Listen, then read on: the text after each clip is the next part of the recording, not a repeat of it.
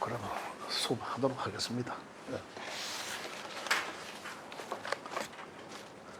자, 오늘부터는 상생상극인데 상생상극 이전에 전체적으로 한번 짚고 넘어갈 내용이 뭐냐면, 지금까지 우리 했는 내용은 가장 기본적으로 결국은 음량이 우주 변화 원리거든요. 음량이 펼쳐져서 자꾸 변하는 어떤 과정을 세세하게 분류한 거죠. 거기다가 오행이라는 기호도 들어갔고, 그 다음에 10개의 천간의 글자라는 가불병정 무기경신 임계도 기호로서 부여했고, 그죠? 그 다음에 지지의 끝도 또 12개 기호가 붙여졌습니다. 그 내용들은 전부 다 결국 한마디로 요약해서 말씀드리면은 변화하는 그 현상 곳곳에 기호를 갖다 붙였을 뿐이다라는 거죠.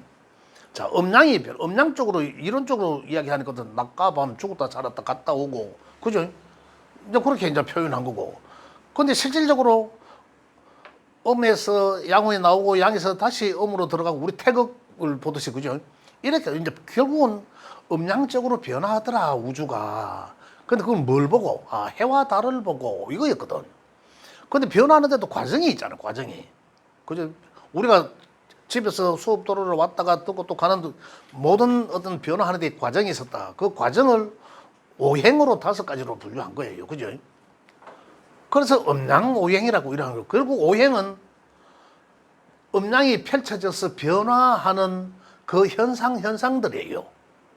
변화하는 그 현상들. 자, 조금 더 이제 이 상생상극을 이해 돕기 위해서 제가 이제 한번 점검하는 겁니다. 점검하는 건데, 자, 쉽게 다시 말씀드리면은, 이제 이 그림이 제가 좀, 오늘은 거의 잘된 그림입니다. 그죠? 자, 이 태극도가 결국은 어떻게 펼쳐졌습니까? 양과 음으로 펼쳐지잖아요. 이렇게 표현하지 않았습니까? 그죠? 결국은 양에서는 오행적으로는 목과 화가 있었고, 토는 가운데 있었고, 그죠? 그 다음에 음에서는 금과 수로 변화하더라. 요렇게죠. 요렇게 변화하더라. 결국 토에서는 양의 운동성이 끝이고, 그죠? 다시 음의 운동성으로 시작하는 게 토의 양과 음이었다라는 거고, 그죠? 토의 양과 음인 거죠. 이렇게 다섯 가지 펼쳐지는 게, 요게 결국은 요 위에 있는 거는 음과 양이라고 표시하고, 밑에 거는 오행이라 표시했죠. 오행으로 5가지로 펼쳐지더라라는 거고. 그래서 요거는 하나의 기질로 표현했다. 형인상학적인 거, 생각적인 거, 그죠? 정신적인 것을 이야기한 거고. 그 다음에, 질이라고 해서 요거는 이제 현실적인 거 뭡니까? 봄, 여름, 이 현실적으로 나타나는 거죠. 가을, 겨울을 말하더라. 그죠? 자, 그래서 정신적인 부분에서의 오행을 또다시 양과 음으로 분리했죠. 그러니까 10개. 갑, 월, 병, 정, 토는 무기토. 그 다음에 금은 경신, 음양으로, 수는 임계로 펼쳐졌고, 그죠? 그 다음 지에서 목은 인묘였잖아, 그죠? 봄의 계절에 인묘, 진이란 것이 있었는데, 진은 환절기로 토에 포함되어 있었고, 그죠? 그 다음에 화는 사오 미토인데, 미는 또 음의 토로 들어갔고, 그죠? 그 다음에 가을에는 신과 유가 있었다. 술도 있었는데, 술은 또 양의 금으로 분류되어 있었고, 그 다음에 수에서는 해자, 축 구간이 있는데, 그 축은 또다시 음의 토로 소속되어 있었다. 그 다음에 여기서는 뭡니까? 요거는 위에 정신적인 기의 오행의 음과 양을 이야기했고, 요 밑에 있는 요거는 형이하학적인 현실적으로 나타나는, 계절적으로 나타나는 이러한 글자를 오행적으로 이렇게 분류가 돼 있더라라는 겁니다. 분류가. 그죠? 그래서 여기서 다시 천지가 묶여서 60갑자로 펼쳐졌지 않습니까? 거기까지가 하는 얘기가 우리는 음양이 펼쳐졌다. 결국은 음양 쪽으로, 우주론을 음양 쪽으로 변화한다 했는 걸 가지고 오행으로 변화하고, 그죠? 또 지의 오행, 천의 오행, 지의 오행으로 이렇게 변하더라. 그 오행들이 각각이 음과 양으로 다시 펼쳐졌다. 한마디로 말하면 이게 우주 변화하는 어떤 그 원리를 기호적으로 표현한 거예요. 만약에 토 하면 어디쯤 벌써 우주 변화 원리에서 토의 위치에 있구나라는 거거든요. 금의 위치에 있구나. 자, 수는 우리가 자연의 변화 원리에서 보면 수는 씨앗이라. 수는 씨앗이라 했다. 그죠? 자연의 씨앗에서 수생목하면, 목에서는 뭡니까? 새싹이 솟아져 나오는 거잖아. 그래서 새싹이 솟아 나오는 것은, 자, 여기는 이제 씨앗이라 하는 형태는 어디에 있습니까? 여기에 있죠, 여기에. 그죠? 이 수에 소속되어 있지만은, 천의 소속은 시의 정신적인 것. 제가 상생상극을 말씀드리기 위해서 제가 이해를 돕기 위해서 말씀드리는 거예요. 겨울철은 뭐만 남습니까? 씨앗만 남잖아. 그죠? 요게 이제 봄이 오면 어떻습니까? 봄에서 온 자연은 새싹이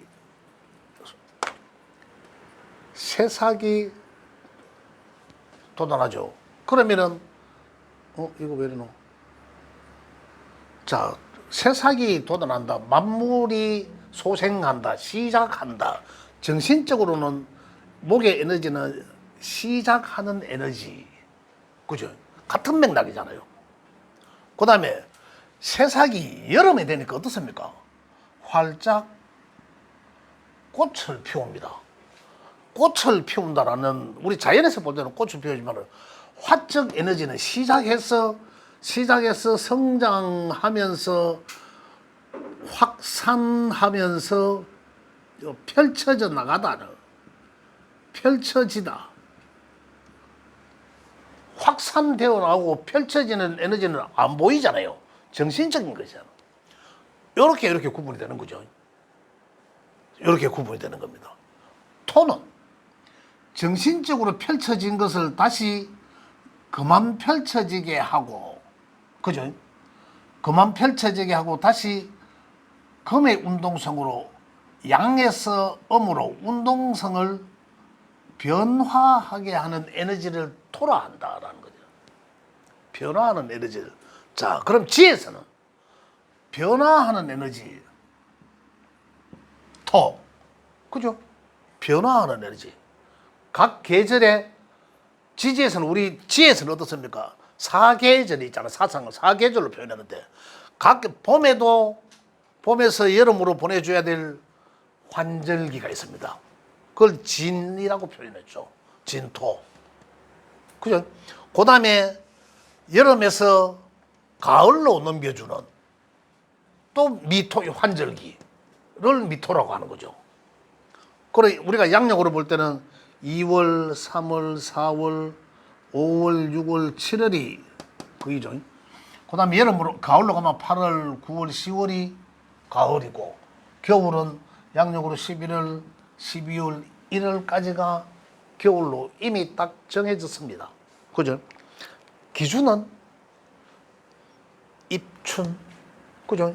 그 다음에 여름은 입하, 입추, 입동을 기준으로 하고, 그 기점이 지나면은 본 계절로 치더라. 그 본 계절은 그 각각의 오행으로 다 표현하고 이거잖아요.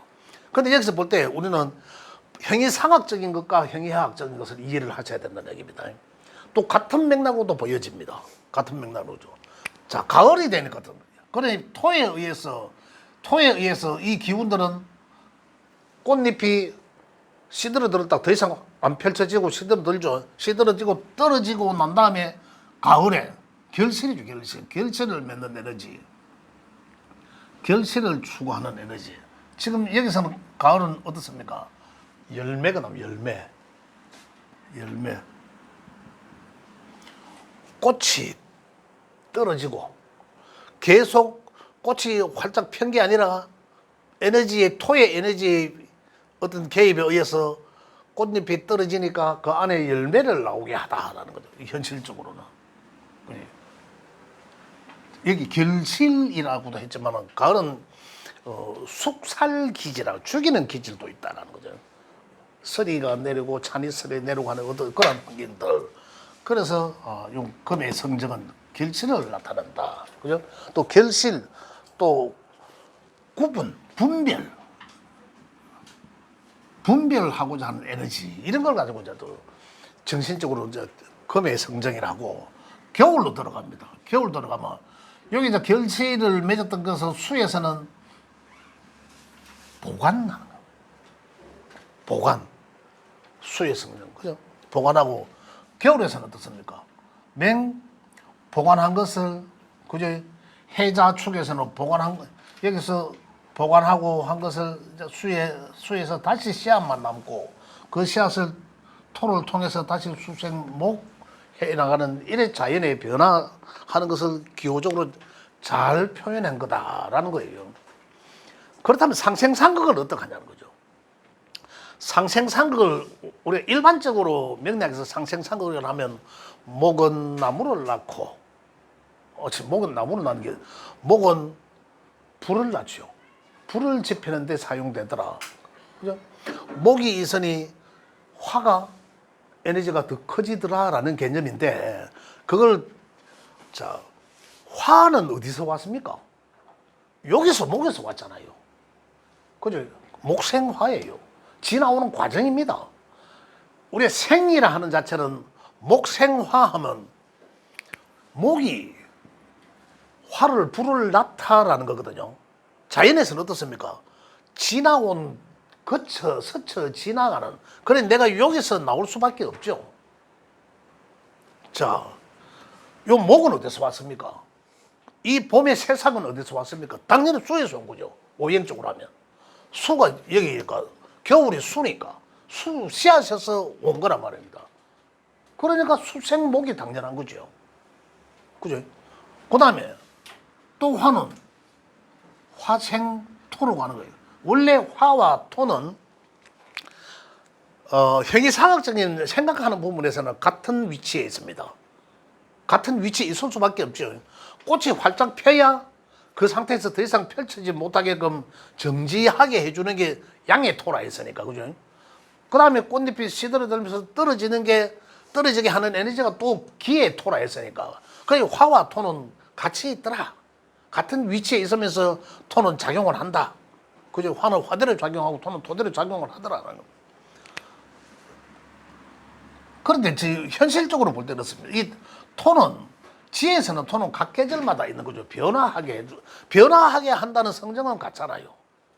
어떤 그 지에서는 천에서는 보이지 않는 어떤 그런 환경을 양의 기운들을 음의 기운으로 우리가 표현할 양의 운동성을 음의 운동성으로 이렇게 표현합니다. 그러니까 변화하게 하더라. 그래서 실질적으로 우리 현실적 환경에서는 어떻습니까? 봄에서 여름으로 보내려고 하니 어때요? 꽃 피는 춘삼월, 그죠? 꽃을 피우기 위해서 꽃망울이가 맺어야 되는 그런 어떤 환경을 만들어주는 거고, 현실적으로 보이잖아요. 지인이라 하면 4월 음력으로 하면 옛날에 꽃피는 음력으로 다 하니 꽃피는 춘삼월이 된 거죠. 이렇게 이제 변화하게 합니다. 미토에서 여름 끝자락에서는 미토입니다. 미토에서는 어떻습니까? 아까 여기서 이야기하는 음의토죠. 미토에서는 실질적으로 꽃잎이 떨어지죠. 떨어져야지 가을에 열매가 나온단 말입니다. 그래 이렇게 변화하게 해주는 거잖아요. 또 야도 마찬가지죠. 가을에서 겨울로 또 넘어가는 변화하게 하는 그게 이제 바로 저장하는 게너지. 술토로에서는 이제 저장하고 저장해서 어디로 하면 수로 넘어가는 거죠. 금의 운동. 그러니까 수에서도 마찬가지로 저장 보관 해서 자 넘어가는데 볼게요. 천의 것은 자 목은 양의 간목에서 시작해서 을목, 음의 목으로 변합니다. 그죠? 씨앗에서 새싹이 나와서 그럼 요 하나의 씨앗에서 새싹이 나옵니다. 새싹이 나와서 점점 더 성장하죠. 이렇게. 그 여기 뭔가 씨앗은 수였죠. 씨앗이니까 맞죠? 오행적으로 수니까 요 씨앗은 바로 수는 임수와 개수가 있죠. 여기서 새싹이 나오는 수는 개수입니다. 요 임수는 저장하는 수예요. 요 개수는 수생 목으로 보내주는 수예요. 그래서 요 새싹이 나오죠. 나오는 걸 천에서는 갑의 목이라 하고 지에서는 어떻습니까? 인의 목이라 하죠. 인목. 여기에 인, 갑과 인이. 그죠? 자, 여기서 갑과 인의 차이는 그냥 정신적인 것과 현실적인 거예요. 정신적인 건 뭡니까? 새싹이, 현실적으로는 새싹이 파릇하게 나오는 거예요. 그죠? 근데 정신적인 것은 이 간목이라면 처음 발통 굴리기 위해서 용 써야 되는 그 에너지. 실질적인 새싹은 굉장히 보드랍, 연약합니다. 굉장히 연약하지만은 실질적으로 그 딱딱한 씨앗의 껍질이 딱딱한 부분을 뚫고 나오는 에너지는 강하다는 거죠. 그래서 목의 성적은 아주 강하다라는 거예요. 가장 처음 기사발동도 처음 굴릴 때와 굉장히 마술사가 아니라 힘자랑하는 사람들이 와 차 발통을 이빨을 물고 끌어당길 때 첫 바퀴가 움직이기 이전이 가장 에너지가 힘이 많이 들어간단 말이에요. 이렇게 된 거죠.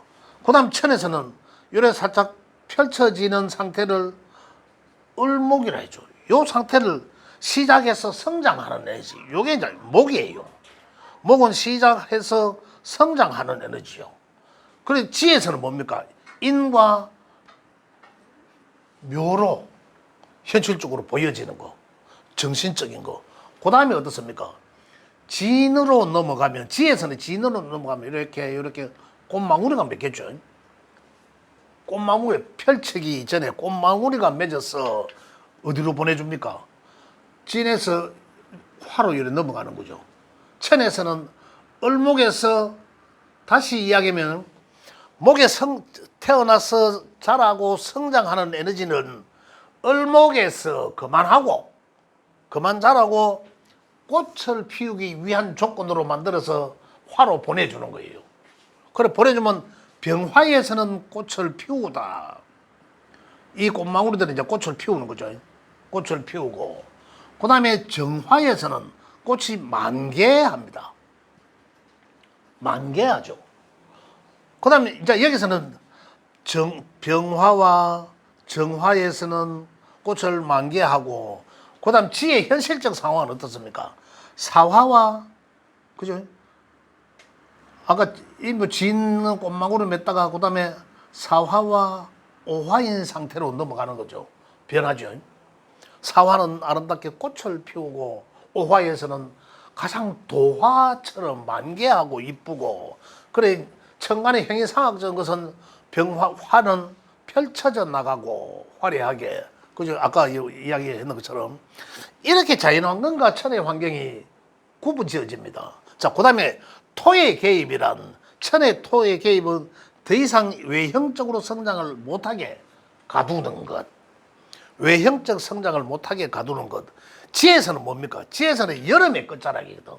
여름의 끝자락이라고 하면 뭡니까? 미토예요, 미토. 사오미, 미토, 양력 7월에.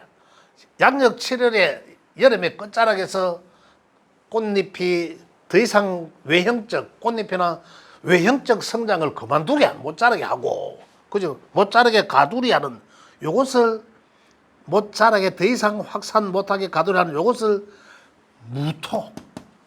무토의 에너지고, 다시 기토로 넘어갑니다.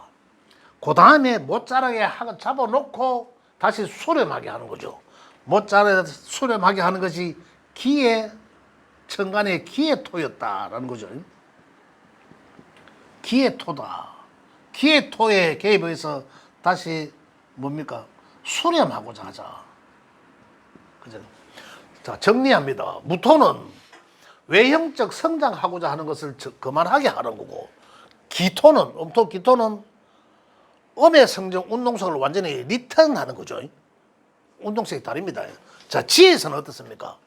미토의 성정, 미토. 여름의 끝자락. 미토에서 어떻습니까? 꽃잎이나 외형적 성장을 멈추게 하고 떨어뜨리면서 현실적으로는 낙엽들이 떨어지죠. 낙엽이 색깔이 변하죠.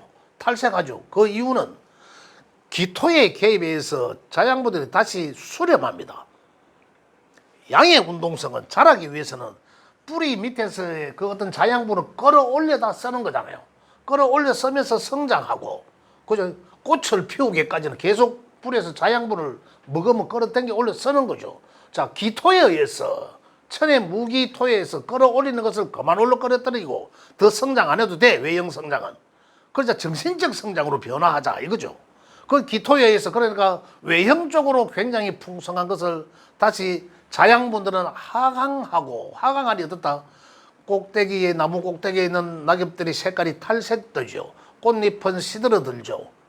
이러한 형상들이 지에서는 미토의 환경이고 눈으로 보여지는 거고, 천에서는 보이지 않는 무기토의 개입이었고, 그죠? 보이는 것과 보이지 않는 것에 제가 지금 말씀드리는 거예요. 그러하니까 미토의, 천에서는 기운의 무기토의 개입이 완성되고, 그 지에서는 자양분에 의해서 하강하니까 천지가 위에 있던 오색이 울긋불긋 탈색하는 거죠. 바뀌죠. 그러면서 낙엽이 떨어집니다. 떨어지니까 꽃잎이 떨어지고 낙엽이 떨어지니까 서잔한 가을의 기운을 우리는 느끼고 현실을 보게 되고, 그러니 그 안에서 열매가 나오더라. 그죠? 그 가을에 결실 열매가 현실적으로 드러나다라는 거고, 그러한 환경을, 서잔한 환경을, 낙엽이 떨어지고 자양분이 뿌리로 다시 하강하면서 하는 그 에너지를 금의 에너지였다. 그리고 현실적으로 금의 에너지는 그 육안으로 드러나는 것은 뭡니까?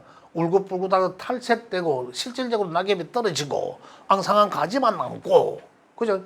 그 안에 결실된 꽃잎이 떨어지고 나니 그 씨앗의 결과인, 이게 이제 정신적인 거잖아요. 외형적 성장에서 풍성했던 외형적 성장이 다시 정신적 성장으로, 외형적 성장 그만하게 해. 이게 양의 운동성이었고, 그다음 음의 운동성으로 바꾸는 거는 실질적으로 내실된 성장이야. 그 정신적 성장이죠. 열매라는 게. 그죠? 그래서 가을에 넘어가고 금의 에너지로 바뀌고 실질적인 신유술, 가을의 에너지가 넘어갑니다. 그럼 술의 에너지, 겨울에서는 신금, 형이상극적인 신의 금에서는, 신금에서는 이 결실의 과일들이 처음에 풋과일, 경금 또는 지지의 신금은 양력 8월입니다. 아직 덥습니다. 더운데 꽃잎은 다 떨어졌어요. 꽃잎 떨어지고 나니까 풋과일이 나옵니다. 풋과일이란 완전한 과일은 아닌 거예요. 완전한 과일이 되려고 하면 그 안에 씨앗이 완성돼야 된다라는 거예요. 그 씨앗이 완성되는 때가 바로 신금일 때입니다. 그 신금을 지에 내려오면 바로 유금이 되고 완성도를 이야기하는 거죠. 완벽하다라는 거죠. 그래서 경금, 금의 시작은 어디였습니까? 경금에서, 천에서 양에서 시작했고, 양으로, 경금에서 양의 운동성으로 금의 운동성을 시작하고, 신금에서 이제 금의 운동성을 마무리하는 거예요. 마무리하고, 그 다음에 어디로 갑니까? 술의 지지의 현실적인 술은 저장하다라는 거잖아. 가을 10월의 저장, 술의 개념이 저장하는 창고의 개념이다. 그죠? 저장하고, 그 다음에 천의 기운에서는 신금에서 임수로 넘겨줍니다. 임수는 그래서 완전한 과일이, 그죠? 완전한 과일이 저장해서 보관하고 하는 게 수의 에너지. 그죠? 저장하고 보관하는 게 수의 에너지이고, 그 다음에 지에서 현실적으로는, 자, 창고에 보관하는 거 술달에서 하죠. 술달. 술달에서 다 보관을 하는데, 여기서 현실적인 우리 환경은 어떠냐면, 실질적으로 술달이 지나면은 우리가 자연 상태에서는 감이나 과실들을 보면 제대로 떨어지는 거는 떨어지고, 그죠? 떨어지면 어떻습니까? 과육은 썩어서 땅으로 그냥 돌아갑니다. 땅으로 돌아가고 그 씨앗은 그대로 있겠죠. 자, 그게 뭐가 하면 요 해달이에요. 해달 11월, 양력으로 11월 달. 철에서는 요 임의 운동성은 보관하다라는 거예요. 보관. 이 결실된 것을, 그 에너지를 보관하다. 다시 이야기하면 보관한 거 내보내는 건 아무것도 모르잖아. 그래서 수에서는 이 열매, 이 정신적인 것을 생각하고, 그죠? 연구하고, 그죠? 이러한 에너지다 말입니다. 그래 해서 그 다음에 어떻다? 수생목하고자 하는 에너지로 이렇게 펼쳐져 나가더라. 자, 요게 상생의 관계입니다. 상생의 관계. 그래서 상생이란 목생화, 화생토, 토생금, 오행의 상생상극을 말하는데, 금생수 또 수생목, 계속 이렇게 돌아가는 거죠. 그 자연에 펼쳐진 이래 변화하는 단계를 결국은 생의 단계입니다. 그 생의 단계는 뭐예요? 자연의 조화를 내, 조화. 우리 인간관계들도 이 조화를 이루려고 하면 서로 상생하면서, 그죠? 서로 상생하면서 잘 조화를 이루고, 이런 관계. 또 이제 이 상생이라 하면 우리가 사회적 환경이나 자연 환경에서 조화를 이야기하지만은 또 이 변화하는 것도 이야기하는 거죠. 변화하는 단계를 이야기하는 겁니다. 내가 이 단계에서 다음 단계로 넘겨주고 다음 단계로 넘겨줬는데 생자를 쓰든 날 생자를 쓰든 낳다. 목은 화를 낳다. 화는 토를 낳다. 토는 또 금을 낳다. 금은 수를 낳다라고 표현하는데, 이걸 이제 생해해 준다라고 하잖아요. 반대적 입장에서, 화 입장에서 보면 화는 어디서 왔습니까? 당연히 목에서 왔죠. 그래 목생화인 상태죠. 토는 펼쳐진 토로 화가 없으면 금으로 못 갑니다. 토가 없으면 화인 상태에서. 그죠? 그래서 화생토라는 거고, 도가 준다는 개념이죠. 토는, 금이건 어디서 왔습니까? 누구의 개입에서? 토의 영향을 받고 온 거거든요. 금에서 끝까지. 그래서 토생금이라는 얘기고, 수는 어디서 왔습니까? 금에서 온 거죠, 당연히. 그러니까 금생수인 상태로. 수는 또 다시 목으로 내보내죠. 이 변화하는 상태가 생의 관계라는 거죠. 그냥 일반적으로 명리학으로 배우러 가면 목을 나무로 불을 떼고, 불은 타고 나면 재가 땅으로 돌아가고, 그 땅에 돌아가서 그 광물질을 거기서 나오게 하고, 그 산에 산천에 계곡에서 물이 나오고, 이런 얘기거든. 수는 또 다시 수생목하고, 이런 개념을 이제 물상적으로 표현했지만, 실질적으로 우리는 자연의 변화함을 이렇게 이해를 해야 된다. 이런, 다시 한마디로 생의 관계는 조화를 말한다라는 거죠. 그 다음에 극은, 이건 생과 극이잖아, 그죠? 생극, 상생상극. 극의 관계는, 자, 우리가 여기서 극이란, 이 생의 관계에서 조화를 말한다면 잘 조화로워야 된다는 거잖아요, 그죠? 그걸 이야기한다면은, 이 극의 관계는 균형을 말합니다, 균형. 어느 하나 없이, 자, 다시 한번 볼게요. 자, 오행도를 말씀드리면, 자, 오행도는 이제 잠깐만 목, 화, 토, 금, 수. 오행도를 보면 목생, 이제 생에 대해서 이제 이해를 하셨으니까, 그죠? 이렇게 생을 하고, 그죠? 생은 조화를 말한다. 조화롭게 잘 조화로워서 극은 균형이라고 말했습니다. 균형을 잡아준다. 수극화, 화극금, 금극목. 이 극은 균형과 생은 조화를 말하는데, 조화는 만약에 목생화 하면 자연스럽잖아요. 그죠? 당연히 목으로서 화를 생해주니, 목이 지나야 화 입장에 온전한 목이 온전한 화를 만들죠. 또 잘 있는 화가 온전한 토로 가고, 또 토가 잘해서야 좋은 금으로 만들어지고, 또 좋은 금이 좋은 수로 만들어진 거죠. 우량한 씨앗이 좋은 씨앗이 또다시 좋은 목이 생한다 이 말입니다. 조화로 와야 된다는. 그걸 한다는 것은 균형을 잡아주게 하다. 자, 이 조화로운 것도 만약에 수가 많으면 수생목생화를 했는데 수가 많으면 우리 이미 명에서는 8개 글자로 정해졌습니다. 5개의 오행이지만 거기서 8개 그 안에서 오행과 10개의 글자들이 이 많은 글자들이 우리가 이제 기호로 있지만은 실질적으로 우리가 태어나는 그 순간에 바코드 받았는 기운의 바코드는 8개밖에 안 됩니다. 물론 오출하에서 나중에 제가 말씀드리겠지만 시 말고 분까지도 갑니다. 그래까지 가면 그까지는 나중에 말씀드리고 이 이제 균형을 조화를 맞추기 위해서는 수생목을 하려고 하면 잘 있는 수가 온전한 수가 돼야지 온전하고 잘 있는 목이 나온다 이 말입니다. 이 말이 다시 말씀드리면 만약에 정해진 그 8글자 속에서 수가 많아. 수가 반 이상이나 차지해. 그럼 이게 온전하다 할 수 없잖아요. 지가 독식하고 있으니까. 그러면 수생목이 가능하다는 거지.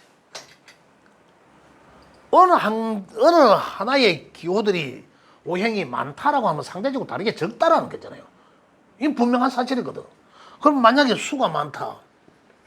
그러면 다른 게 어떤 게 있든지 간에 다른 게 없거나 적을 수밖에 없잖아요. 그러면 수생목이 되나 이 말이다. 그럼 이 목은 어떨까요?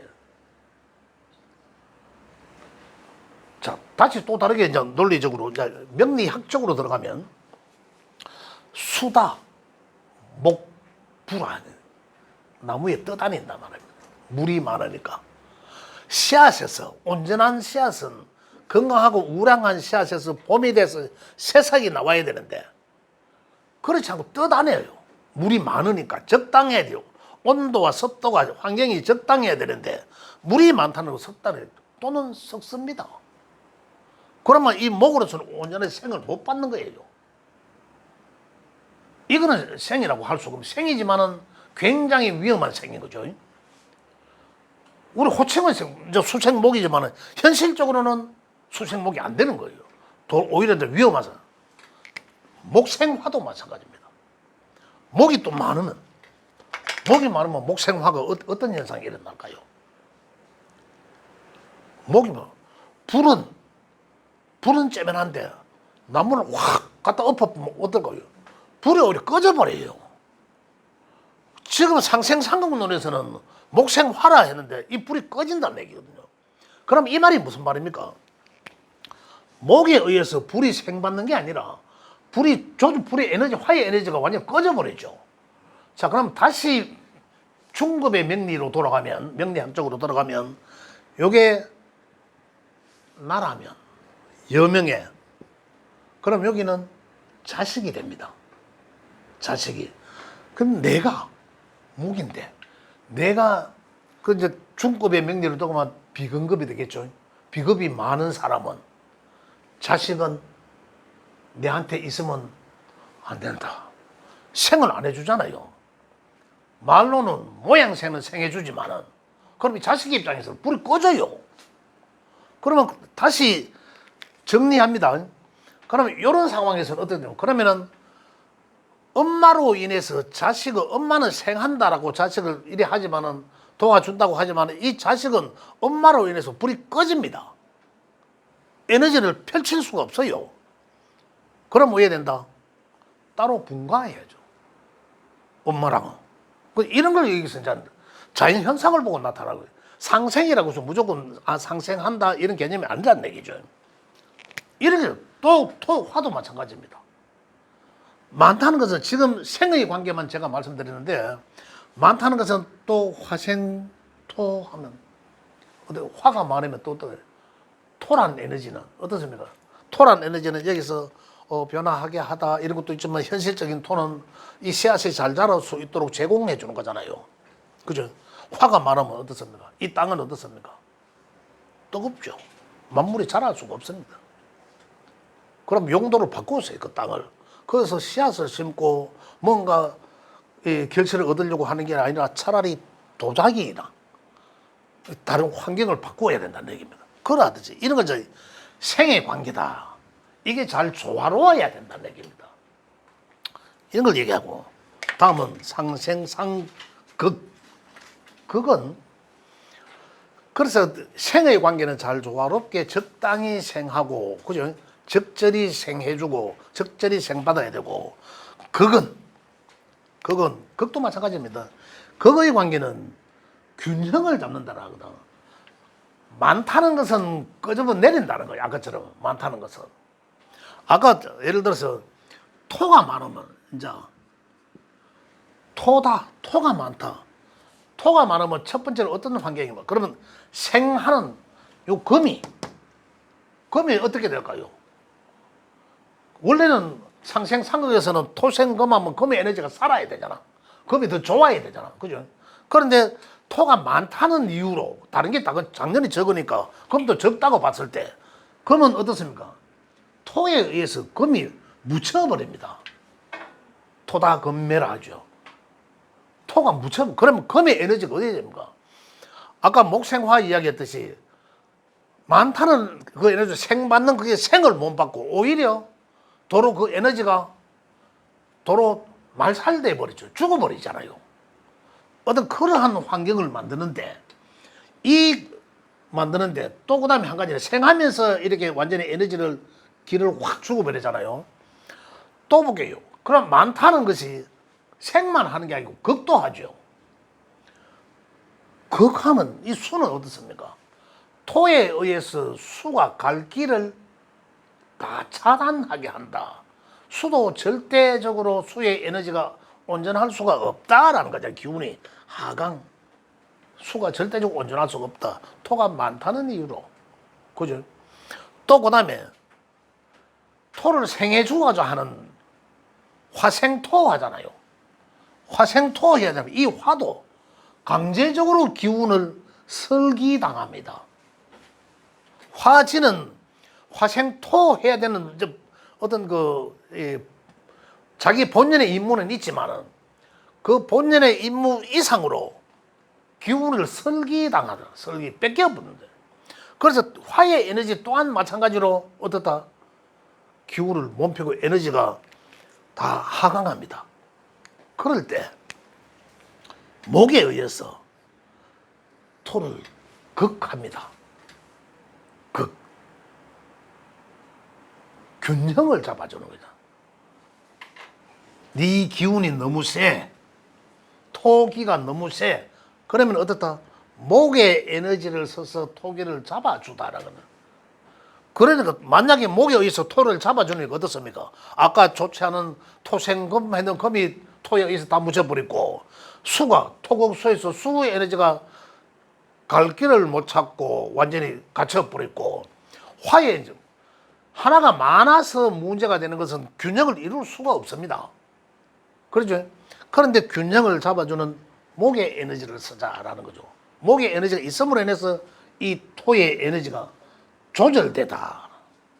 그래 이 조절됨에 의해서 다른 오행들이 다 스스로 균형을 찾아간다 이 말이에요. 요게 상극입니다. 일반적으로 우리가 명리학에서 가장 기초 과정에서 상생상극을 배우면 어떻습니까? 한 칸씩 건너가죠. 목극토. 그냥 옆에 거는 생했으니까 한 칸 건너가는 거 그거 하다. 목극토. 토는 토생금 하지만 그건 토극수. 그죠? 수는 또다시 목을 건너 수생목 하지만은 한 칸 건너갑니다. 수극화. 불을 끄다. 물로 불을 끄다. 화는 화극금 한 칸 건너가니까 불로서 금을 녹이다. 그죠?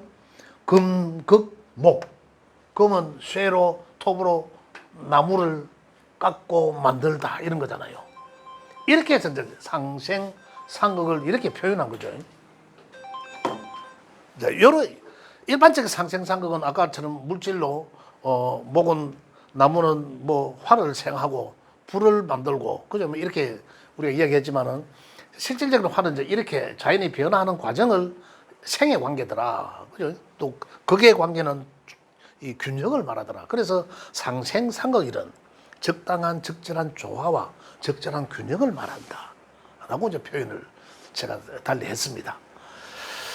요게 이제 상생상극까지는, 오늘 상생상극까지는 다 했어요.